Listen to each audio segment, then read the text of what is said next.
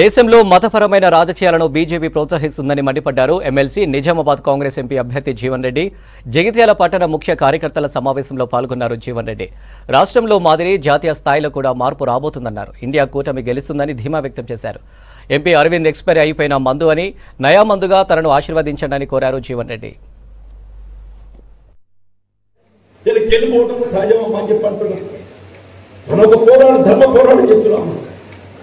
మనం చేసేది ధర్మ పోరాటం చేస్తున్నామని చెప్పంటున్నాను.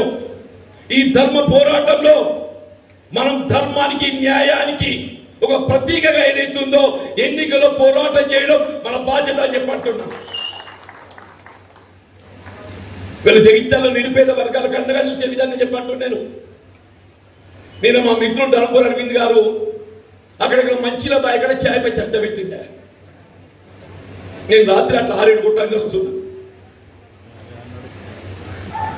నేను అడుగుతున్నా, మా ముదిరాజ్ సోదరులకు ఆరాధ్య దైవమైన దగ్గులమ్మకి ఏదైతుందో దానికి 23 గుళ్ళ స్థలాన్ని కేటాయింపు చేసి దేవుడే జీవన్ రెడ్డి అని చెప్పంటున్నా. నేను మా గంగమ్మ తల్లి గంగపుత్రులకు వాళ్ళ సామూహిక భవన నిర్మాణం చేసుకొని తోడ్పడే ఎవరు జీవన్ రెడ్డి అని చెప్పంటున్నాను.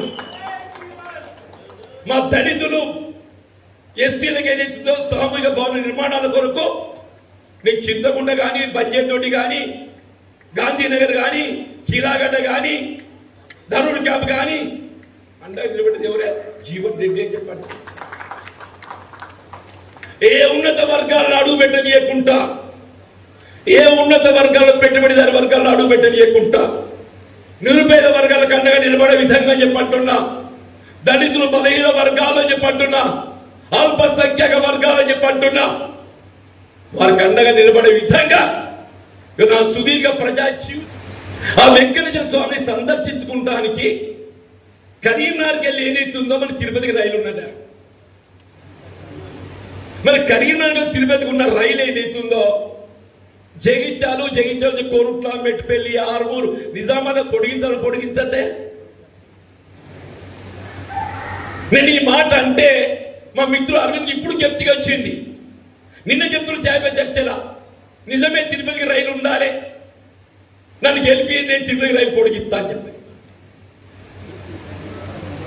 నీకు ఇచ్చిన 5 సంవత్సరాల కాల పరిధి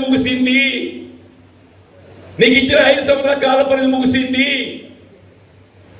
తిరుపతికి ఏదైతుందో జగిత్యాల రైల్వే కనెక్టివిటీ వేయవలసి అటువంటి ఒక బాధ్యత భవిష్యత్తులో నేను తీసుకుంటా అని చెప్పండి. నువ్వు కాదు ఆయన చెప్పండి.